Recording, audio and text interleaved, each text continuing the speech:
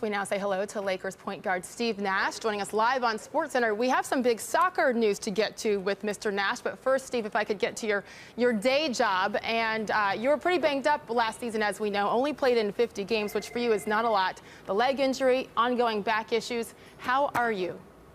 I'm great, thanks. I've been rehabbing and working all summer to get back, and I feel like I'm really close. And with 2 months left before training camp, I feel really optimistic and positive, and looking forward to overcoming last season.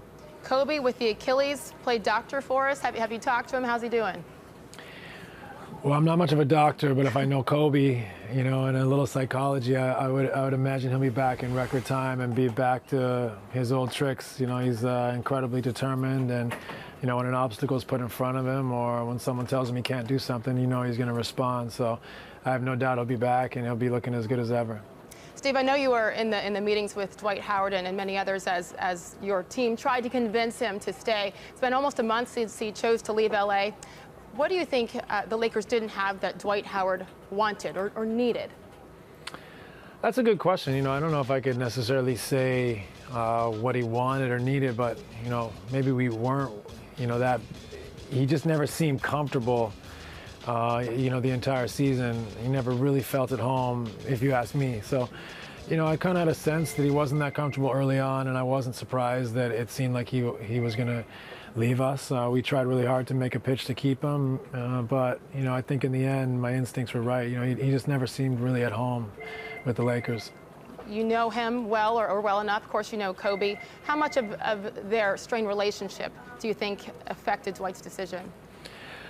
I mean, I think if anything, that's just a part of things. I think you can't really look at one thing in this situation and say that's the reason Dwight wanted to move on or he wasn't comfortable in LA. I think, it's got to be a bunch of things that factor into the equation. And, I probably don't even know all of the factors that led to it. And maybe it's just he wanted to start over and be somewhere else. But, we move on as well, and we look forward to trying to put together a team with the new pieces, and I think a lot of us are determined to have a much better season this year and put on a show and have an entertaining year for our fans. Yeah, and I know that's the fun part here is you get the opportunity to move on. No Dwight, no matter world peace, no acquisitions of note, though, Steve. What is your take on your current roster?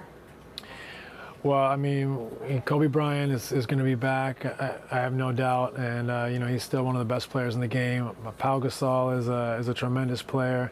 We got another group of guys that play with a lot of heart and toughness. So maybe being the underdogs to a certain extent isn't the worst thing for us. We got a lot of guys coming off injuries. We're kind of counted out early, so we'll quietly try to find ourselves, build an identity through training camp, and see if we can surprise some people.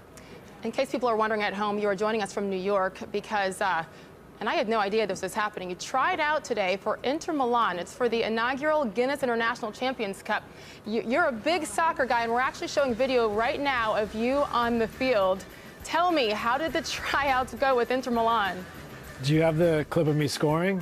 So far, no. No, that's weird. I don't know how that didn't make it in there, but yeah, I mean, tryout might be a little bit based in fiction, but they were gracious enough with the help of Guinness, who's brought Inter Milan, AC Milan, Real Madrid, Chelsea, Everton, Valencia, all these great European clubs over to play in the Guinness International Champions Cup. So they afforded me the opportunity, and I got to say it was like a dream come true for me. I was like a little kid on Christmas out there.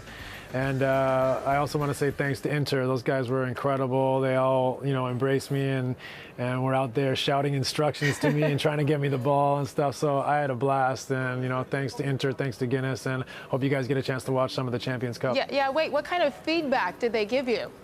What kind of what? Feedback, advice. Oh, feedback. Yeah. Well, I mean, you know what I mean? I would be like volumes of advice probably. So they were incredibly, kind and gracious with their time and supported me. I think they realized that they had an old, child out there with them that was just living his dreams, and they made it a lot of fun for me.